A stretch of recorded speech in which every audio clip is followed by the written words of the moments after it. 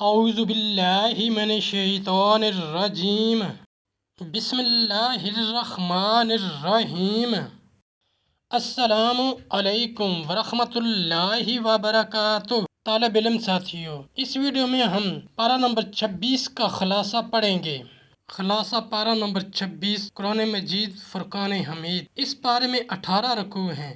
اس میں کل 6 حصے ہیں۔ سورہ احقاف مکمل 4 رکوع، سورہ محمد مکمل 4 رکوع، سورہ فتح مکمل 4 رکوع، سورہ الحجرات مکمل 2 رکوع، سورہ کاف مکمل 3 رکوع، سورہ الذرات مکمل 1 رکوع۔ سورہ احقاف میں کئی باتیں مذکور ہیں۔ والدین کے ساتھ حسن سلوک کا بیان ہے۔ حمل کی مدت کا بیان کہ وہ 6 ماہ ہے۔ قومی عاد کی شرارت اور ان پر آنے والے عذاب کا تذکرہ ہے کہ ان پر ایسی ہوا چلی کہ اس نے سب کو تہ و بالا کر دیا۔ جنون کے ایمان لانے اور اپنی قوم میں داعی کی حیثیت سے کام کرنے کا بیان ہے۔ سورہ محمد میں بہت سی باتیں ہیں۔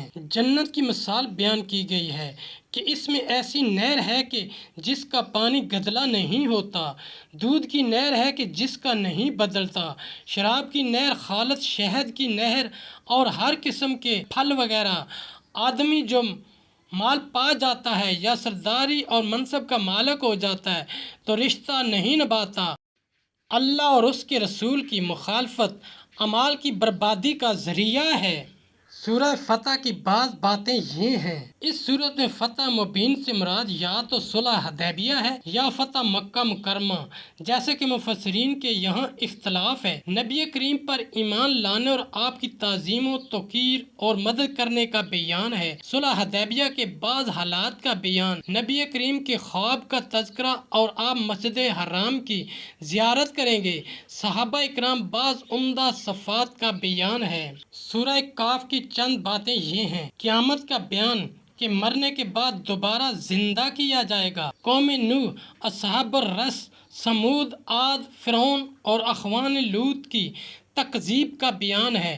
جہنم کی کشادگی اور جنت کی قربت کا تذکرہ، آخرت کے میدان میں کس طرح لائے جائیں گے اور مشرکین کو کیسے عذاب شدید میں ڈالا جائے گا، اس کا بیان ہے۔ سورہ الذاریات کے ابتدائی حصے کی بعض باتیں یہ ہیں۔ حساب و کتاب ہو کر رہے گا، اس سے بچاؤ ممکن نہیں ہے۔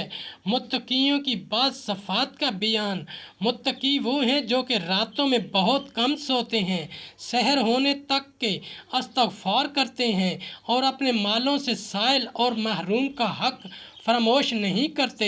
ابراہیم علیہ السلام کے پاس مہمان کے آنے اور ان کی ضیافت کا تذکرہ ہے۔ ساتھیو، ہم نے قرآنی تعلیمات دنیا کے کونے کونے میں پہنچانا ہے، اس لیے آپ بھی لائک کیجئے، شیئر کیجئے، اپنے دوستوں اور اپنی فیملی کو میرا چینل قرآن ود ایڈیپیڈیا سبسکرائب کرنے کی دعوت دیجئے اور گھنٹی بجانا نہ بھولنا تاکہ اگلی ویڈیو کا نوٹیفیکیشن آپ کو وقت پہ مل سکے۔